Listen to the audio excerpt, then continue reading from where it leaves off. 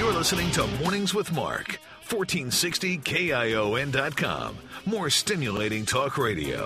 7:13 on KION. Thanks so much for joining us. Now, we have a special guest joining us right now. We're going to talk a little bit about disinformation and what it exactly is. You know, disinformation didn't go away with the end of the Soviet Union. I think for a lot of Americans of a certain age who remember hearing about the term disinformation, and we have people like Dr. Stuart McBurney and Cleon Skousen to thank for bringing that to us many years back when they, kind of uncovered this and wrote about it, talked about it. And a lot of people think that all this ended when the Soviet Union collapsed in 1989. Well, that isn't the case.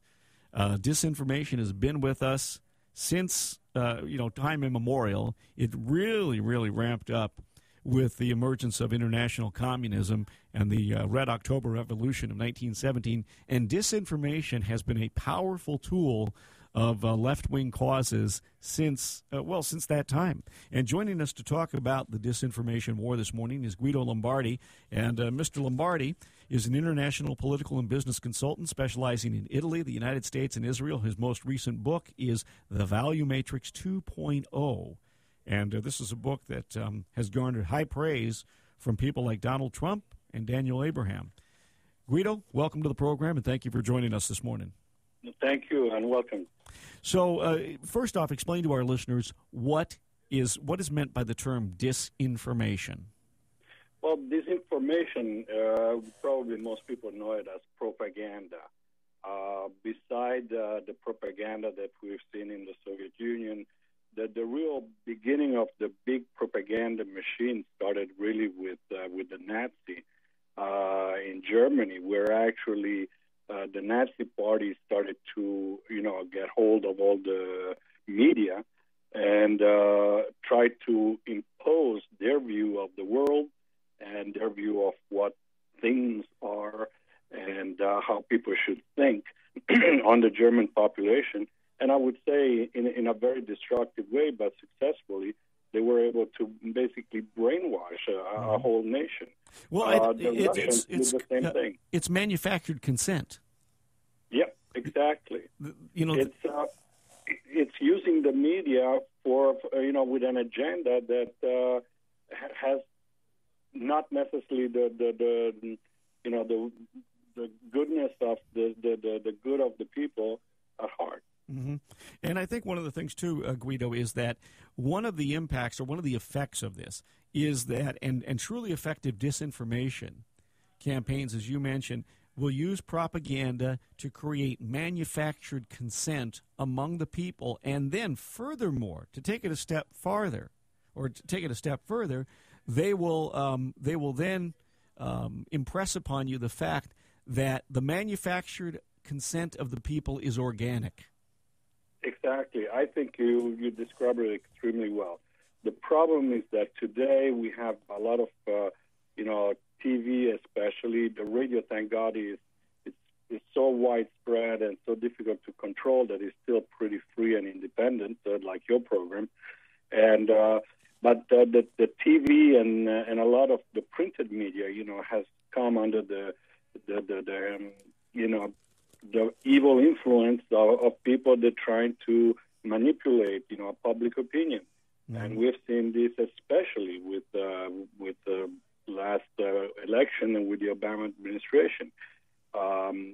Unfortunately, it's happening in a country where we never thought that it would happen. We've seen it. I've been here when there was already the end of the Vietnam War.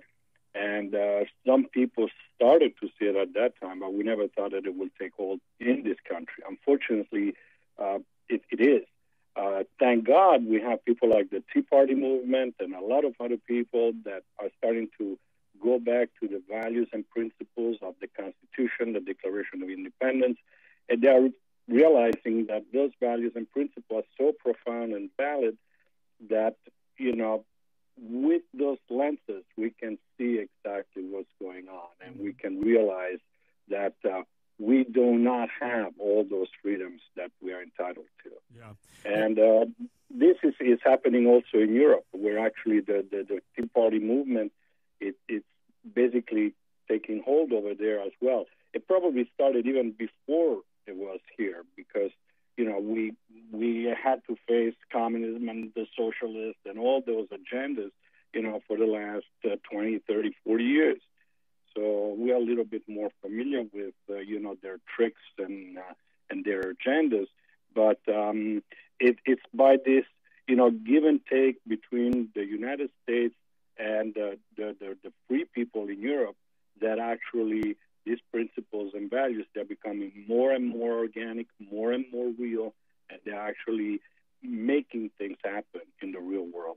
Guido, let me share with you something from my newspaper today, and it has to do with college students participating in a protest against higher tuition fees at the California State University system.